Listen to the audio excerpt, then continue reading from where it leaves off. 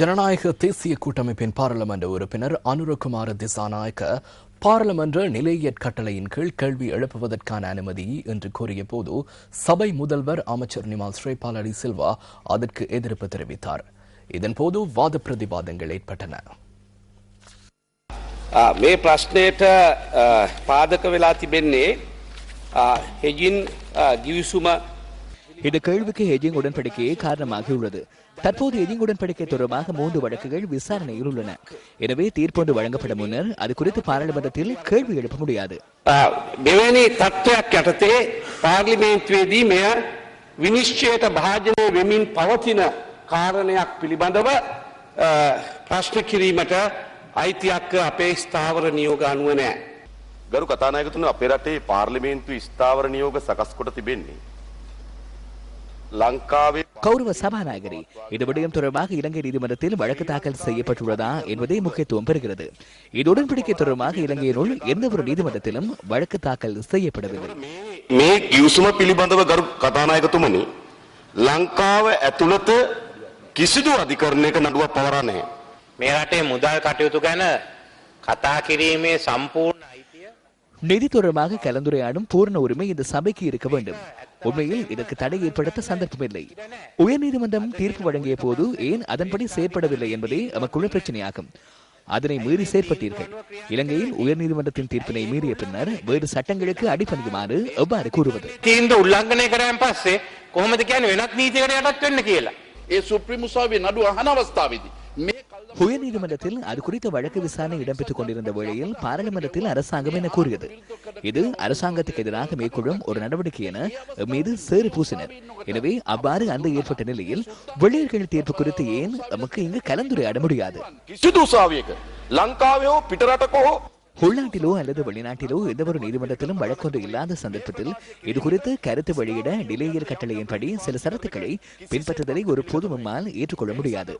எனவே கௌரவ சபாநாயகரி, உங்களிடமிருந்து நாம் ஒரு முடிவை எதிர்பார்க்கிறோம். எந்த நாட்டு நீதிமன்றம் தீர்ப்பு வழங்கினாலும் அதனை நடைமுறைப்படுத்த மீண்டும் இலங்கை நீதிமன்றத்துக்கு வர வேண்டும். நமக்கு எந்த ஒரு விடயம் தொடர்பாகவும் பேசலாம். அவ்வாறு என்றால் ரிசானா தொடர்பான வழக்கு விசாரணை சவுதியில் நடைபெற்ற போது அது குறித்து நாம் இங்கு பேசினோம் அல்லவா? இந்த விடயங்கள் தொடர்பாக நான் ஆராய்ந்து வியாழக்கிழமை தீர்ப்பொன்றை வழங்குவேன்.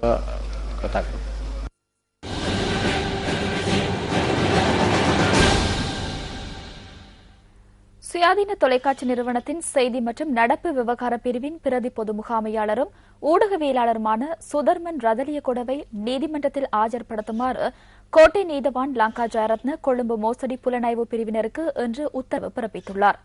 டெலிகாம் நிறுவனத்தில் உள்ள 1800 தொன் இரும்பை பெற்றுக் கொள்வதற்காக போலி ஆவணங்கள் தயாரிக்கப்பட்டதாக கூறப்படும் சம்பவம் தொடர்பாகவே இந்த உத்தரவு பிறப்பிக்கப்பட்டுள்ளது.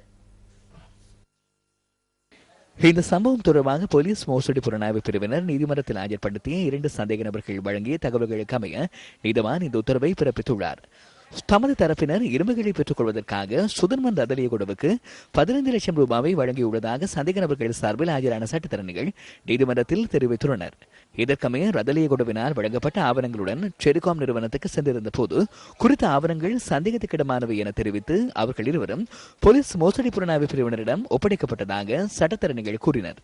சந்தேக நபர்கள் விளக்கமறியலில் வைக்கப்பட்டதை அடுத்து சுதர்மன் ரதலிய கூட தாம் பெற்றுக்கொண்ட பணத்திற்காக சந்தேக நபர் ஒருவரின் சகோதரனுக்கு காசோலை ஒன்றை வழங்கியதாகவும் சட்டத்தரணிகள் நீதிமன்றத்தின் கவனத்துக்கு கொண்டு வந்தனர். வாக்குமூலம் பதிவு செய்வதற்காக வருகை தருமாறு சுதர்மன் ரதலியகொடவுக்கு பல தடவைகள் அறிவித்தாலும் அவர் சமூகம் அளிக்கவில்லை என மோசடி புலனாய்வு பிரிவினர் நீதிமன்றத்தில் அறிவித்தனர்.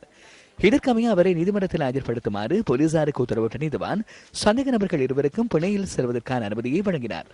இந்த முறைப்பாடு தொடர்பிலான விசாரணை ஆகஸ்ட் மாதம் 23ஆம் தேதி வரை ஒத்திவைக்கப்பட்டுள்ளது.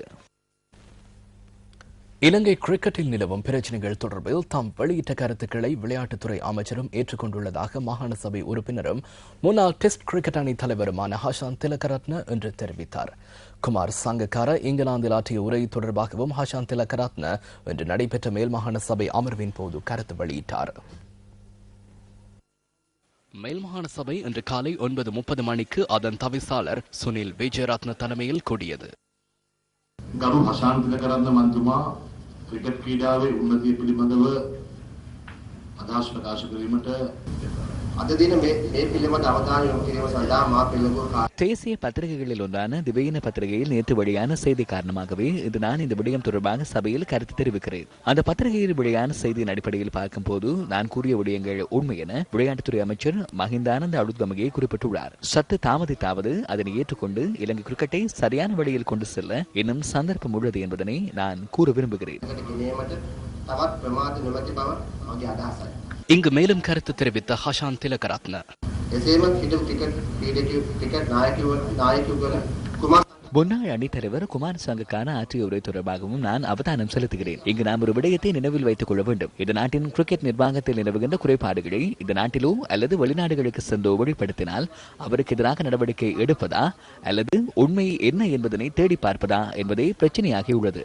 அண்மை காலமாக இலங்கை கிரிக்கெட்டில் நிலவும் ஊழல் மோசடிகளை எடுத்துக் கூறுபவர்களுக்கு எதிராகவும் ஊடக நிறுவனங்களுக்கு எதிராகவும் நடவடிக்கை எடுக்க முயற்சிகள் மேற்கொள்ளப்படுகின்றமை மற்றும் இலங்கையில் சிறந்த கிரிக்கெட் கலாச்சாரத்தை ஏற்படுத்த முடியாமல் போகின்றமைக்கு காரணங்களாக அமைகின்றன. சிறந்த கிரிக்கெட் கலாச்சாரத்தை உருவாக்க வேண்டுமாக இருந்தால் அவற்றை நாம் திருத்திக் கொள்ள வேண்டும். சிரசு டிவியில் ஒளிபரப்பாகும் இன்சைட் ஸ்போர்ட்ஸ் மூலம் இலங்கை கிரிக்கெட்டில் நிலவுகின்ற தவறுகளை இதற்கு முன்னரும் நான் சுட்டிக்காட்டியுள்ளேன். அதன்போது என்ன நடந்தது? தவறுகளை சுட்டிக்காட்டிய நான் ரகசிய போலீசார் முன் செல்ல வேண்டிய நிலை ஏற்பட்டது. எனினும் இலங்கை கிரிக்கெட்டுடன் இணைந்து பல்வேறு விதங்களில் மோசடிகள் மூலம் பணம் திரட்டியவர்கள் இன்று சுதந்திரமாக நடமாடுகின்றமை வியப்புக்குரிய விடயமாகும். නමුත් ශ්‍රී ලංකා ක්‍රිකට් සමග සම්බන්ධ වී නොයෙකුත් ආකාරයේ දූෂිත ලෙස මුදල් හම්බ කළ පුද්ගලයන් තවදුරටත් නිදහසේ ජීවත් වීම පුදුමයට කරුණක්. ஹஷான் திலகரத்ன இன்றைய தனது உரையையும் குறித்த பத்திரிகையும் சபையில் சமர்ப்பித்தார்.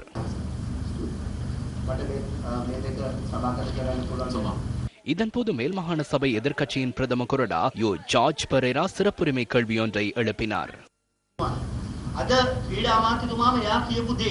மாகாண சபை உறுப்பினர் ஹஷான் திலகரத்ன கூறிய விடயங்களை விளையாட்டுத்துறை அமைச்சர் ஏற்றுக்கொண்டுள்ளார். எனவே ஹஷான் திலகரத்னவின் இந்த கருத்துக்கள் காரணமாக அவருக்கு எதிராக மேலும் அழுத்தங்கள் விடுக்கப்படலாம் என எதிர்க்கட்சி என்ற வகையில் நாம் நம்புகிறோம்.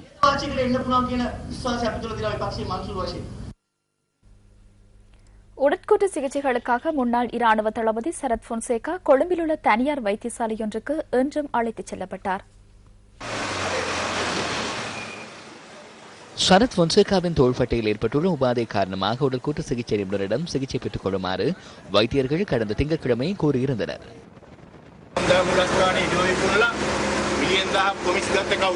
ராணுவ தலைமையக காணியை விற்று 1000 மில்லியன் ரூபாவை தரகு பணமாக பெற்றுக் கொண்டவர் யார்?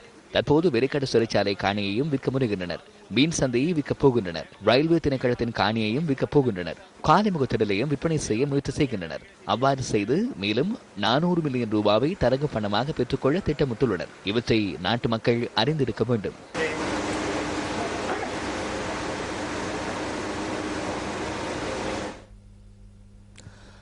காண்டி மாவட்ட அரசு அதிகாரிகளை தெளிவுபடுத்தும் செயலமர்வு ஒன்று நிதி மற்றும் பொருளாதார அபிவிருத்தி அமைச்சின் செயலாளர் கலாநிதி PB ஜாசுந்தர தலைமையில் அண்மையில் நடைபெற்றது.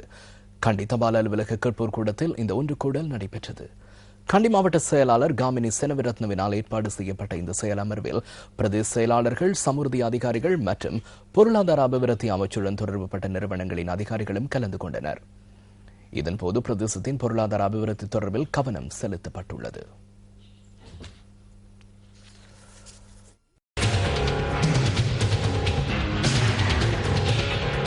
நாட்டின் பிரதான வீதிகள் சிறந்த முறையில் இருக்கின்ற போதே மக்களால் நாளாந்த போக்குவரத்து நடவடிக்கைகளை விரைவில் மேற்கொள்ள முடிகின்றது. புத்தளம் கற்பிட்டி பிரதேச சபைக்குட்பட்ட உடுப்பு தொடக்கம் கரம்பை வரையிலான சுமார் 40 கிலோமீட்டர் வரையான வீதி அப்பகுதி மக்களின் பிரதான போக்குவரத்து மார்க்கமாக விளங்குகின்றது. சேதமடைந்துள்ள இந்த வீதியின் சுமார் 30 கிலோமீட்டர் வரையான பகுதியை செப்பனிடுவதற்கான நிதி பொருளாதார அபிவிருத்தி அமைச்சினால் ஒதுக்கப்பட்டிருந்தது. கடந்த 3 மாதங்களுக்கு முன்னர் மணிக்காரன் வீதியை செப்பனிடுவதற்கான ஆயத்த நடவடிக்கைகள் இவ்வாறாக மேற்கொள்ளப்பட்டிருந்தன.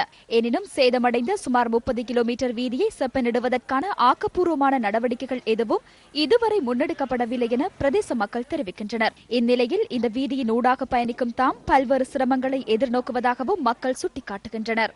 மணியாரன் பாதை பல வருட காலமாக பழுதடைந்த நிலையில் காணப்படுகின்றது. இதனூடாக பயணிப்பது மிகவும் சிரமமாகவும் கஷ்டமாகவும் இருந்து கொண்டிருக்கிறது. இந்த பாதையை புனரமைத்து தருமாறு உரிய அதிகாரிகளை வேண்டிக் கொள்கின்றோம். ரோட்டில் கற்களை கொண்டு போட்டிருக்கிறார்கள். இதுவரை எந்த பாதை அமைக்கவில்லை.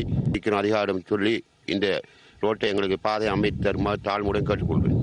மணிக்காரன் வீதியை காப்பட் வீதியாக செப்பனிடுவதில் அதிகாரிகள் காலம் தாழ்த்துவது ஏனோ? நிதி ஒதுக்கப்பட்ட இந்த வீதியினை செப்பனிடும் பணிகள் இதுவரை ஆரம்பிக்கப்படாமைக்கான காரணம் என்ன? பொருளாதார அபிவிருத்தி அமைச்சரே, இது உங்களின் கவனத்துக்கு.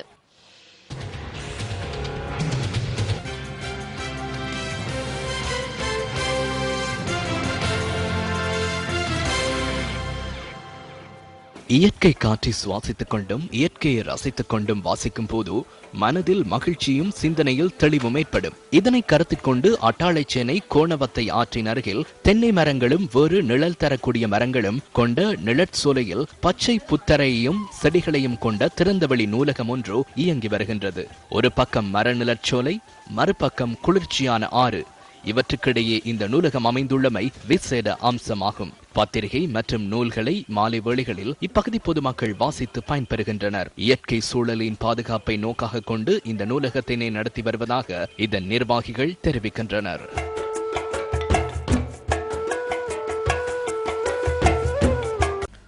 ஃபைவ் நேஷன்ஸ் ரக்பி தொடரில் தடை செய்யப்பட்ட ஊக்கமருந்து பயன்படுத்திய குற்றச்சாட்டுக்கு இலக்கான இலங்கை வீரர்கள் 3 தொடர்பான சர்வதேச ரக்பி பேரவையின் விசாரணை நடைபெற்று வருகிறது. சம்பந்தப்பட்ட வீரர்களுடன் சர்வதேச ரக்பி பேரவையின் அதிகாரிகள் தொலைபேசி ஊடாக தொடர்பு கொண்டு விசாரணை நடத்துகின்றனர். சர்வதேச ரக்பி பேரவையின் அயர்லாந்து, கனடா மற்றும் தென் அமெரிக்க அதிகாரிகள் குழுவே இந்த விசாரணையை நடத்துகிறது. சாலியகுமார, எராங்க ஸ்வர்ண திலக மற்றும் கீத் குணசேகர் ஆகிய 3 வீரர்கள் மீது இந்த குற்றச்சாட்டு சுமத்தப்பட்டுள்ளது. இத்துடன் நியூஸ் ஃபர்ஸ்டின் 8 மணி பிரதான செய்திகள் நிறைவு பெறுகின்றன. இரவு 10:45 அடுத்த பிரதான செய்திகளோடு மீண்டும் சந்திப்போம். வணக்கம்.